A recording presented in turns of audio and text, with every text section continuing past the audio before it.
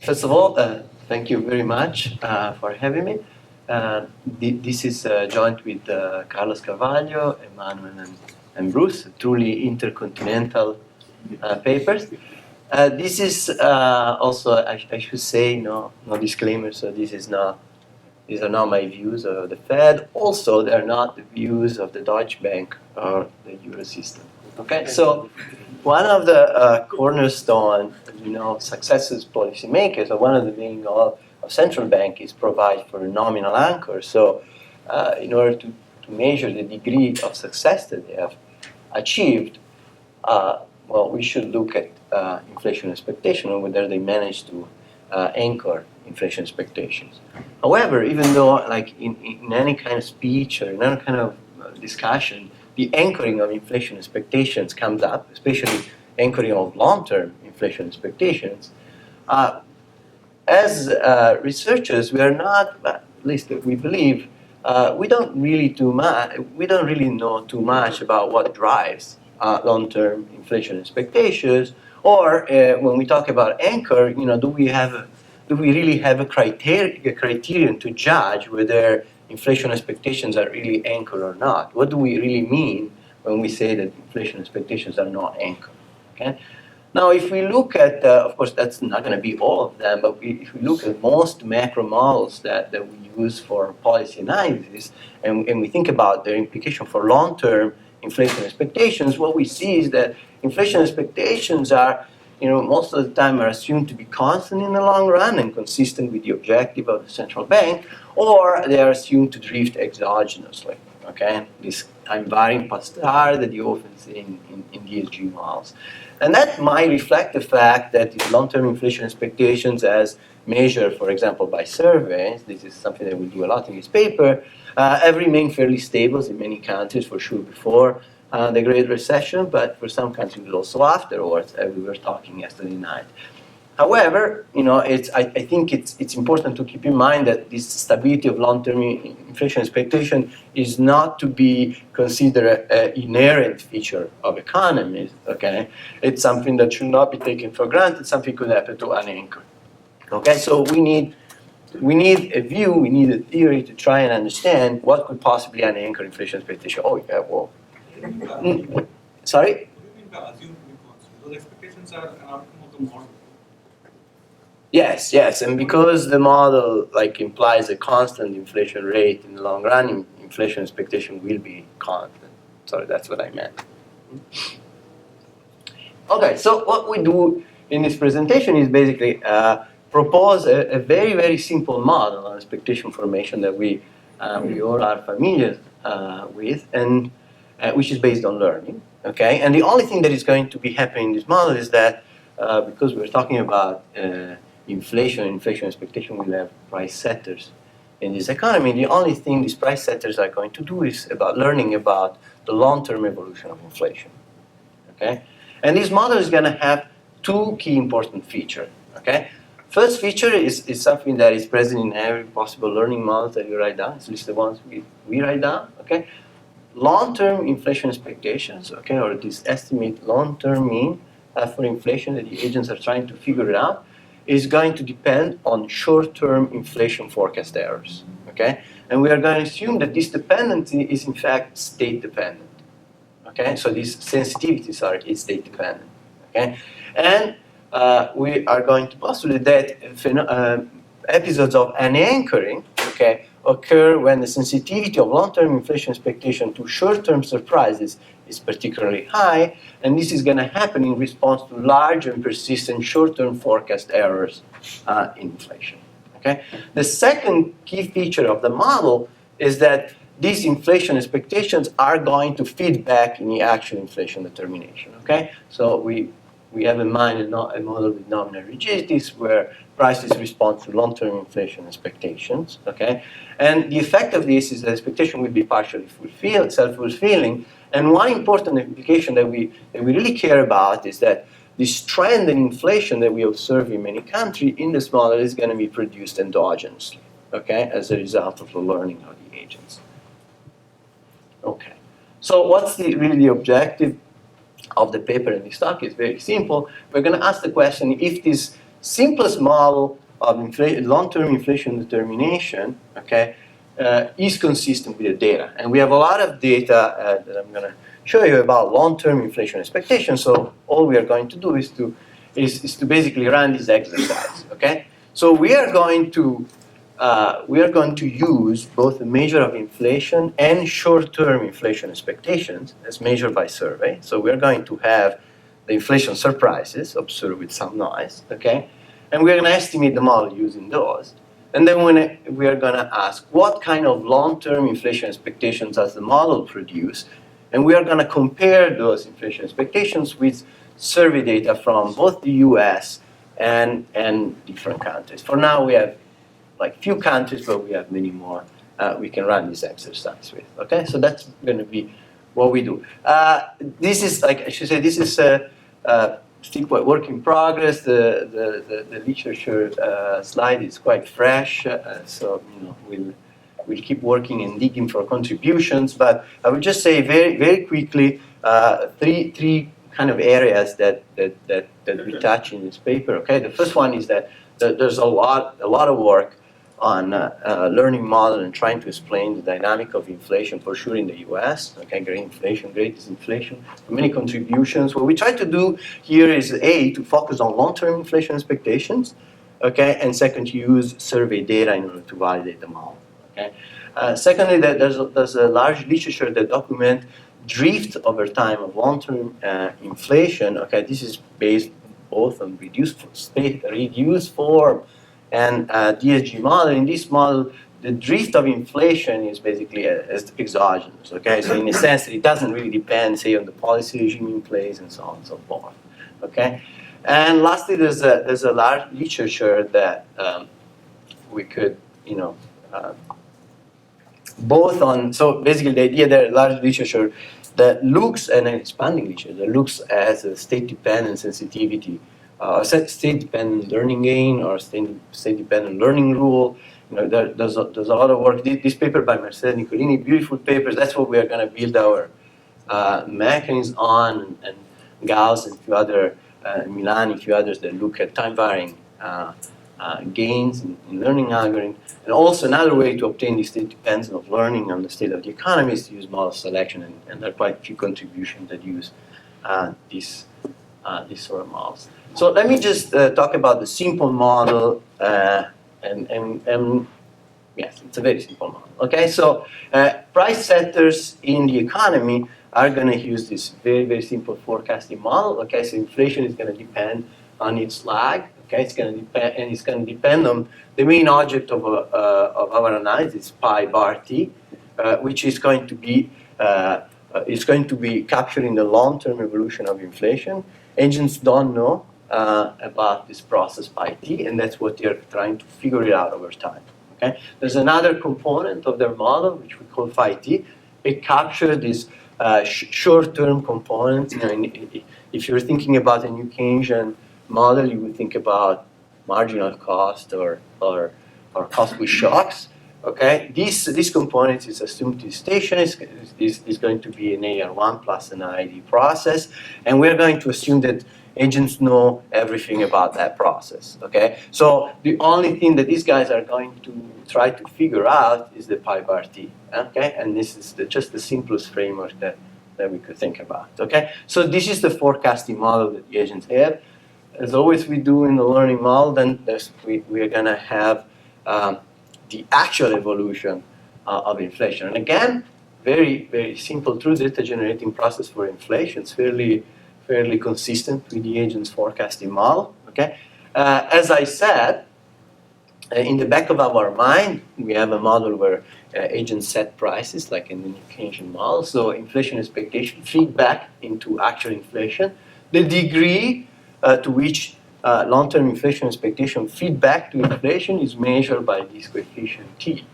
Okay, so the larger t, the higher the feedback, the more self-fulfilling inflation expectations are going to be. Now, we are going to assume in all our experiments that in the true data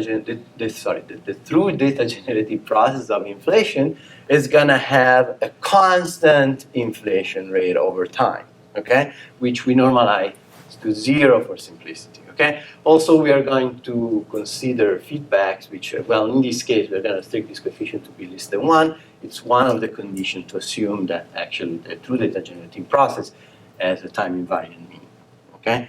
So, okay, so I won't talk about this, but you know, there's a way if you can derive this equation here just using a new Keynesian-Phillips curve. Okay, that's going to be a way to microfound this, but you know, for what we know, the only thing we care is just this feedback parameter here. Okay, so let me move to the updating.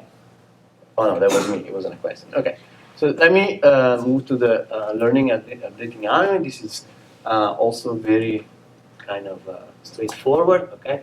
So remember, that's the only thing the agents learn. So the current estimate of this pi bar t, the inflation drift, it's going to depend on the short-term forecast error in inflation, okay? And it's going to depend on the time-varying gain, okay? The time-varying gain, basically, it's modeled using this Marset and Nicolini technology, okay? So suppose we start with agent thinking that the long-term inflation rate of the economy is constant, okay? So these guys should then use a decreasing gain algorithm, okay, which is the one over there. This algorithm is pretty good at forecasting if you are facing a time-invariant long-term inflation rate. But because of a series of shocks or that happens in the economy, agents might turn out to adopt their model, okay? So if they turn out to adopt their model that inflation in the long term is constant, perhaps inflation is drifting over time because the central bank is not credible and so forth. So they're going to shift to a constant gain algorithm, which is well known to perform well in this kind of environment. So what kind of conditions will lead these guys to switch? Well, we have this condition that is a slight deviation for Marset and Nicolini for a variety of reasons. Okay. And it's so basically what we postulate here is that it is an as-if kind of condition, meaning that if the forecast of the agent is sufficiently far away from the correct forecast, okay, the forecast taken using the true correct model of the economy. So if the forecast is sufficiently close, you're going to stick to the constant gain algorithm. If the forecast is sufficiently far away, you're going to switch to a constant gain algorithm, okay? Now, of course, agents don't know, okay, the true conditional forecast, otherwise we wouldn't be having this conversation, okay? But what this assumption sort of basically captures is that we don't want to explicitly model the process through which agents try to validate their model, okay? But what we want to postulate is that, well, if it's, at some point agents are going to throw a bunch of statistical tests on their model, if the model seems to fail, then they're going to say, okay, inflation doesn't appear to be constant, we switch to a constant gain algorithm. Okay, so it captures this idea. There are many reasons why we think this is a good choice. We can talk later about. So let me give you a little bit of intuition.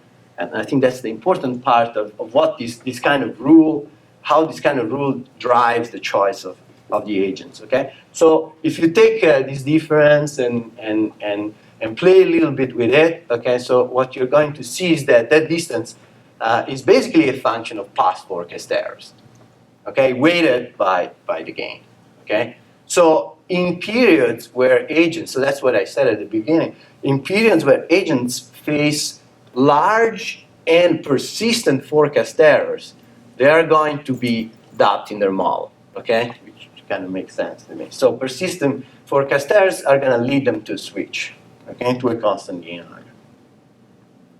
Okay, yeah. Is capital T known to the agent? The what, sorry? Is capital T? No, it's not known to it. So that's what I was saying before, that this is a way to think through. The agents don't know this. If agent doesn't know the condition, then how can you claim that is the description of agent's behavior?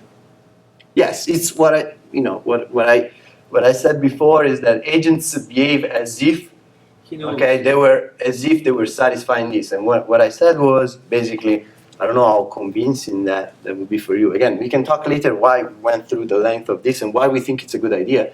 But the idea here is that agents did their homework, okay? So they throw a lot of statistical tests to their model, okay? And if this test suggests that the model is not correct, then they're going to switch, okay? One way to think about this is that if this test signals something is wrong, it's because this guy's expectation is kind of far away from the truth, okay? That's the way we think about this. And, I don't want to go into the details why we use this, but one very good reason to do this is that, this is a very simple model. You could find a different way, like maybe a parametric way to get this. But suppose you have like a big, large TSG model and you want to implement this, okay? So this gives you a way to actually use just one parameter, okay, and inside the process. So one reason why we go through this is to keep parsimonious, okay? And it's a little bit like saying, when you use rational expectations, you don't really know that agents know the true distribution of the data generating process, but they've done their own work and they have forecasts that are close enough to the truth. So that's a similar kind of spirit. Anyway, so this kind of model, oh yeah, sure. If you go back to,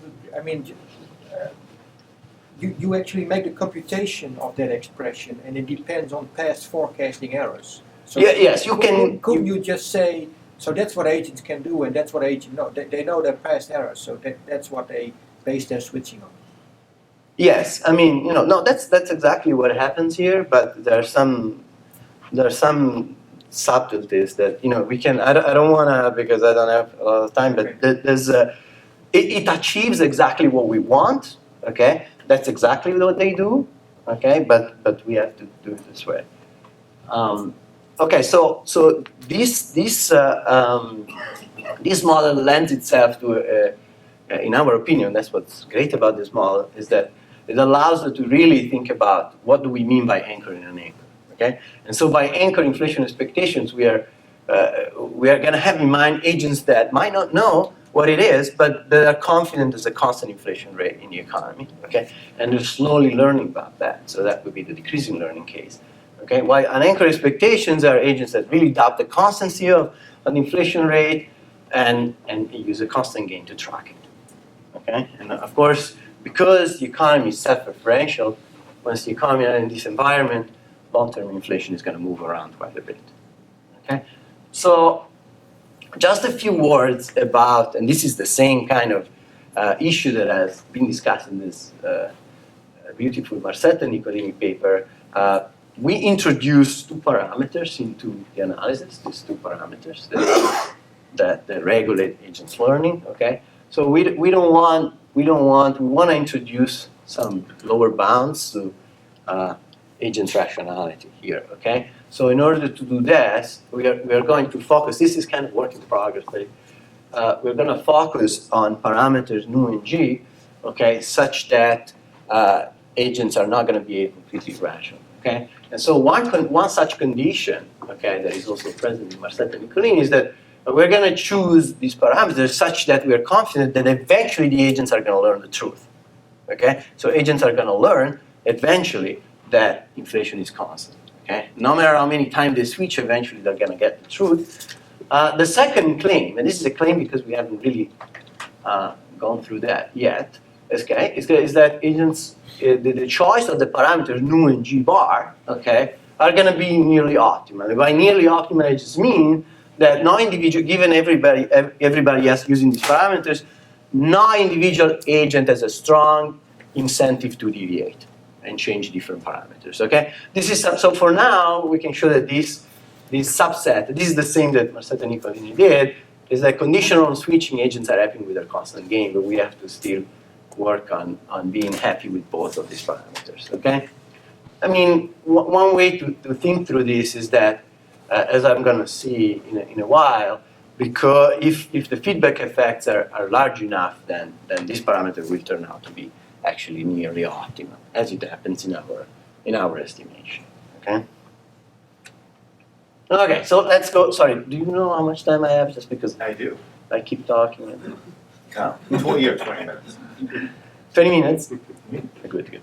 Okay, so this is, let me show you some So this I mean, for us, this was it's a very interesting project. So please don't offend it, okay? Because it was one way, like, we use this learning model all our lives, and I think this is kind of an interesting way to actually test the model, okay? Because suppose you really know, you can really make, with zero measurement error, you can see these inflation surprises, okay? And then the learning algorithm that we have will give you long-term inflation expectations, okay?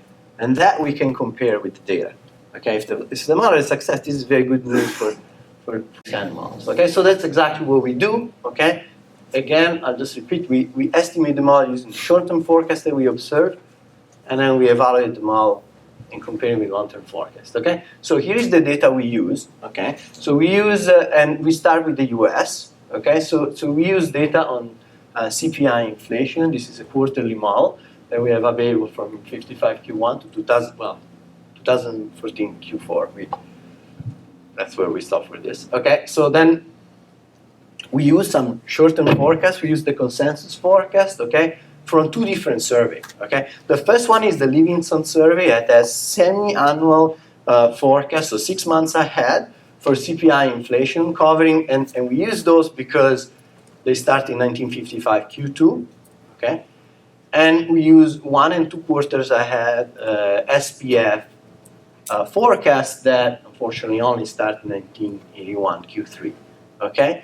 But as you can see, this is just a look at the data. Okay, what we have is that for the starting in 1955, we can get, however noisy, we can get a measure of these forecast errors at short-term horizon. Okay, and you can see the pattern from now. These forecast errors will be like persistently on the upside during the inflation, persistently on the downside during the disinflation, and this is also another interesting part. They're going to be large forecast errors, but not very persistent.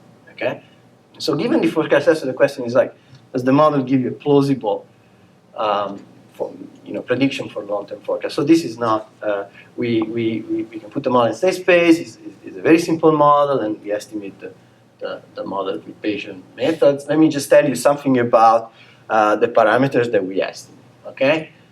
Here's the prior, here's the posterior, the mean of the series. So remember that, and this is going to be like a sort of an heroic assumption for all the countries that we consider. We are going to have an economy which always had the same constant inflation mean as the inflation mean. Okay, so the estimate here, the median is fairly precisely estimated at 2.5, okay, which kind of tells us the model takes care of a lot of this trend that we see in inflation. This is the parameter that leads you to switching. In fairness, in this exercise, the posterior doesn't give you much information relative to the prior that we have. We had the prior that was, we didn't want it to be too large, okay, we want these agents to be responsive, okay.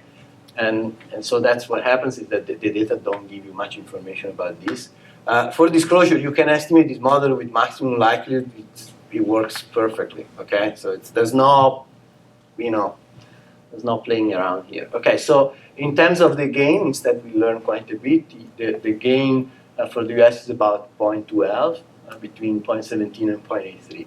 And this reminds me of something that Bill said before. There's really not like that.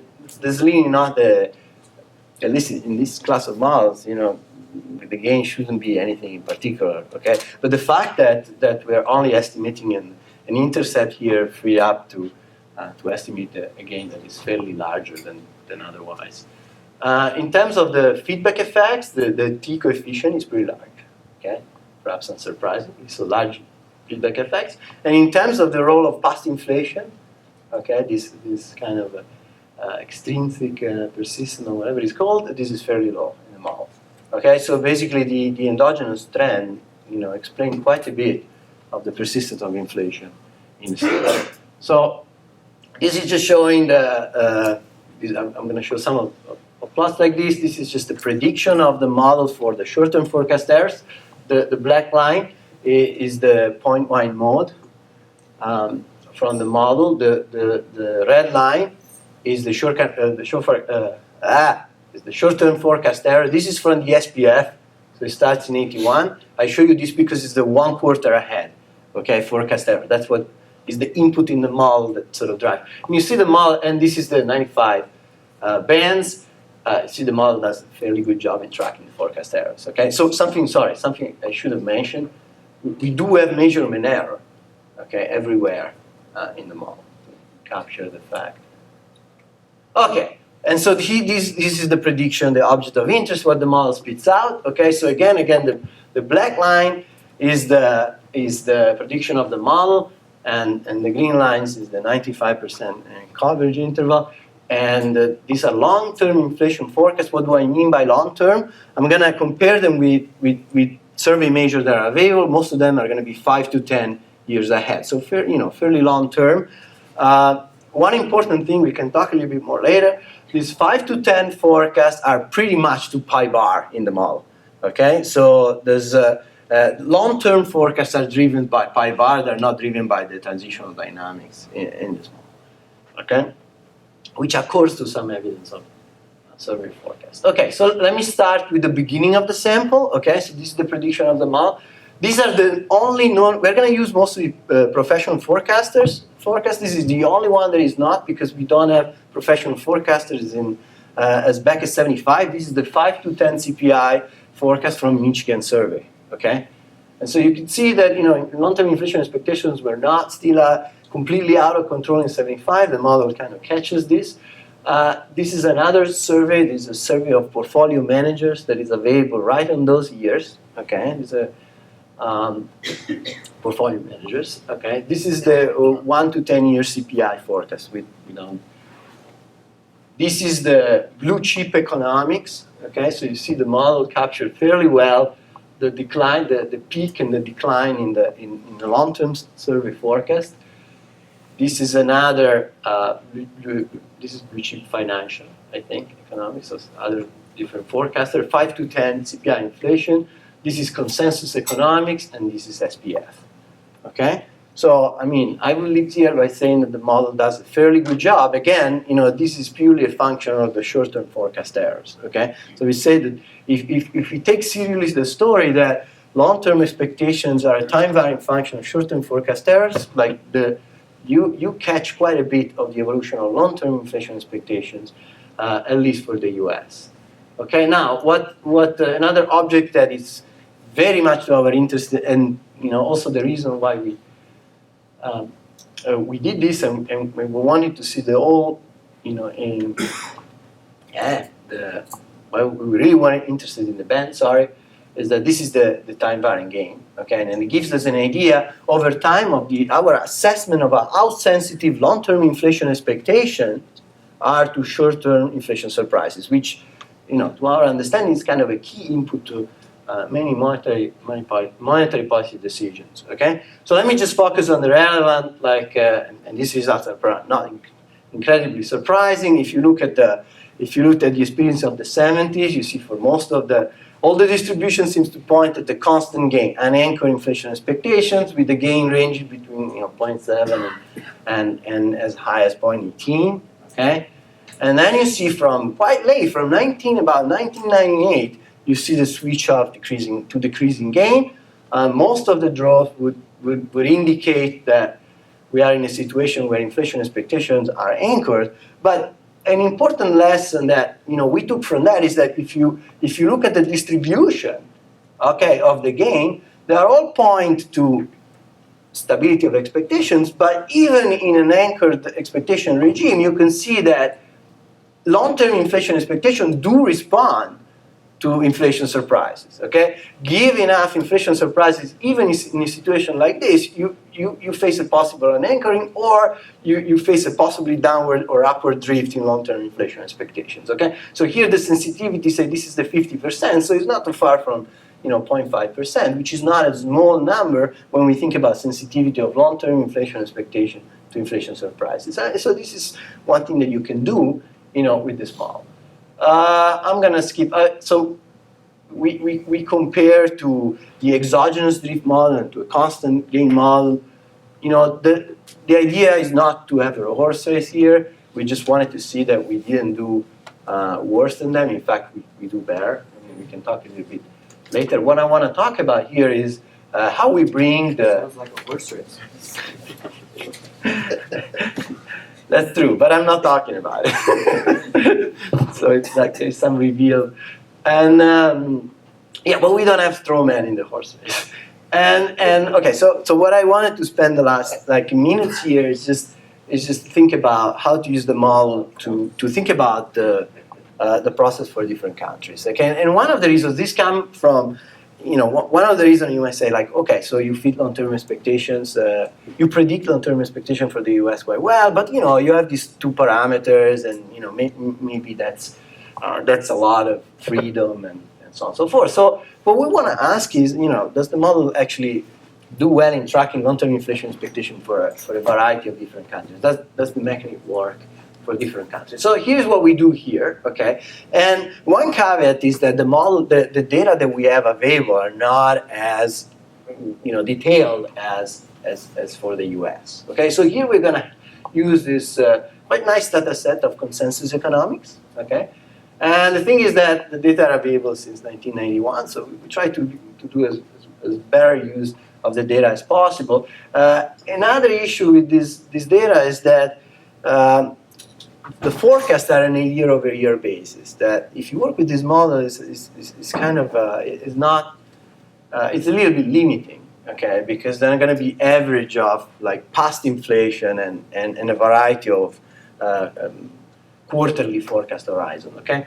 But we're going to use them nevertheless, and to summarize a little bit the data that we have. So we have forecasts that are for the current year, okay? And these forecasts we give a lot of weight to quarterly forecast of 1 and 2 quarters ahead, okay? And then we have forecasts for the next year, which are going to give most of weight to forecast 1 to 4 quarters ahead, okay? So we're going to use this forecast in the estimation and evaluate the prediction for the long-term inflation expectations, okay?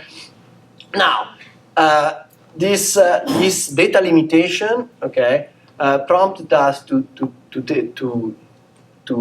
so when estimating the model, to adopt a couple of I don't know, I missed the language today, I can't speak. But so here's what we do to face these problems, okay? So the first one is that we are going to use the posterior distribution that we got for the US as a prior to estimate the model for these other countries, okay? So we get some of the information on the parameters for the US, to estimate the other model, okay? And this is for most parameters that what we do, excluding the estimate of the constant inflation rate and the observation error. Also, we do something else. We downweight the likelihood for the foreign country when doing this exercise. And basically, we are going to consider two parameters for this weight lambda. Okay, one weight we're going to consider to be very low. When we almost completely downweight the likelihood for say for the foreign country, what we're going to do is going to be very similar to evaluate the prediction of the model using the US parameters distribution, okay, to evaluate long-term inflation expectation for the foreign country. And instead, for a value of parameter of lambda that is a little bit higher, we're going to get some information from the data there to inform the parameter distribution. Okay, so here is what we find, and then I'm going to show you some picture until I run out of time. Okay, because there are some interesting things we can say about this. So I would say that if we take the countries that we consider, the model characterized fairly well the evolution of long-term forecasts. Okay, even if you use only the parameter distribution from the US. Okay, so that's kind of interesting. And then in general, what we see is that countries display some form of anchoring of expectations during the 90s, but then different countries behave a little bit different afterwards. For Japan and Germany, you have some episode of unanchoring, and mostly you have more uncertainty about the sensitivity of long-term inflation expectation to short-term surprises. For a country like Sweden, France, and the UK, you get a tight anchoring of expectations after the 90s, okay? So also what we find is that, and I'm going to talk a little bit if I have like 2 minutes, I don't know how much I have now, but we're going to use the model to try and evaluate, what happens when the model misses. The model, oh, 5 minutes, perfect.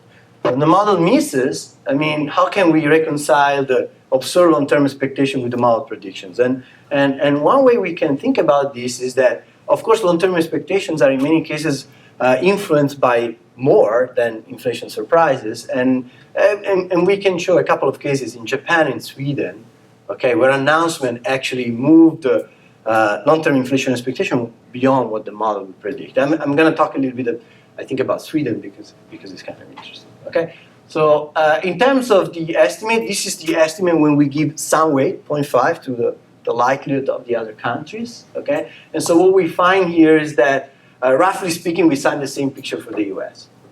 Okay, so in terms of the gains, in terms of the feedback effect, in terms of the role of past inflation in determining inflation, it's a fairly homogeneous picture. So let me show you, I'm going to show you Japan and Sweden, okay, and then, if there's time, I'll show you something else. Okay, so here's Japan. Okay, Japan is kind of an interesting case because when people think about, everybody's showing this long-term forecast for Japan, and the claim is that these guys don't know what they're doing because the forecasters, okay?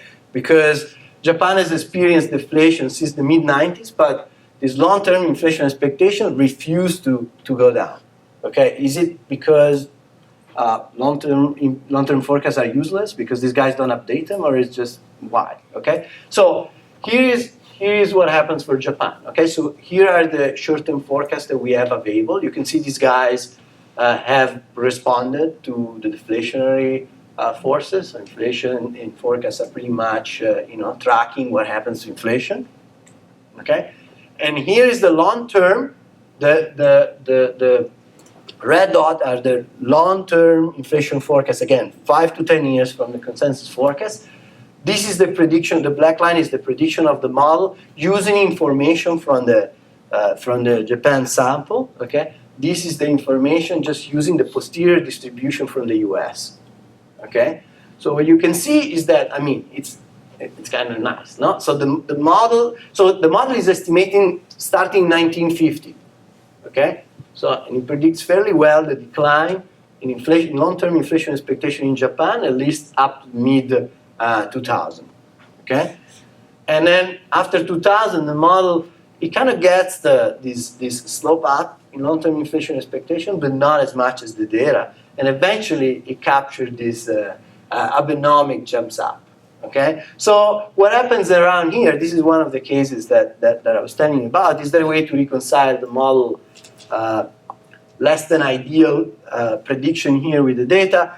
Perhaps not, perhaps just the model doesn't get this, but interestingly, the Bank of Japan intervened pretty heavily in this period, so it might be that some of the effects of policy interventions went beyond surprising agents. Maybe this operation had some effect directly on expectation, pushing them up beyond what the model, which is mechanical in a sense, would tell you that would be. So we find it quite interesting. Also notice that the model is not just capturing some inertia in inflation expectation. And inflation expectation in Japan moved down and then moved up pretty quickly. There's a lot of, they're updated, okay? And the model seems to track this updating very well, okay? So as I was saying before, if we look at the constant gain, at the learning gain for Japan, you see that throughout the 90s, you see some evidence of anchoring, okay, like we see in the US,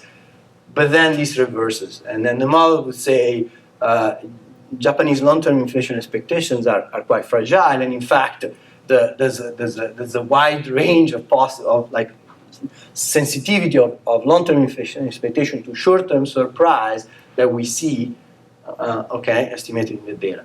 Let me just see, France is beautiful, but let me skip it for a second. Germany is also very cute.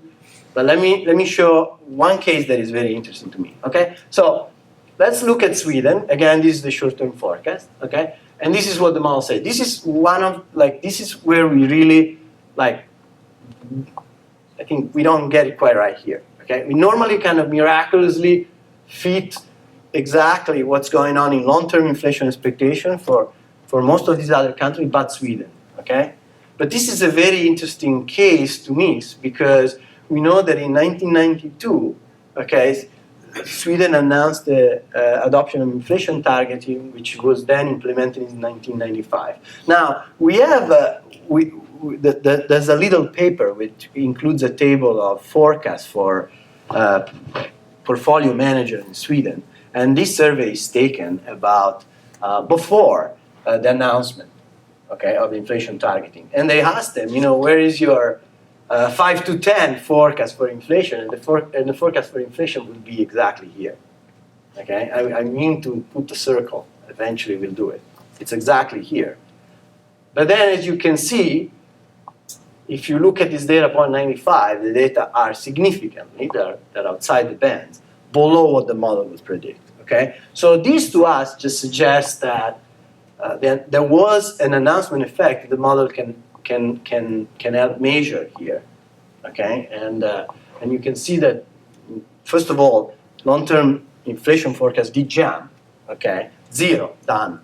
And second of all, the model can help you measuring this, and then as you see in going forward, the model kind of it would seem to confirm the fact that the action of the Swedish central bank are consistent with stable long-term inflation expectation. Okay, so we can go through the other charts that are very exciting, but the conclusion is here is that I think we document, as best as we can, we document a significant link between short-term inflation surprises, okay, and the evolution of long-term inflation forecast, which is it's kind of interesting. We offer a definition of anchoring and anchoring, which is based on our learning mechanisms and the data. One thing, talking about going forward, is that here pretty much the forecast in this simple model are taken as exogenous.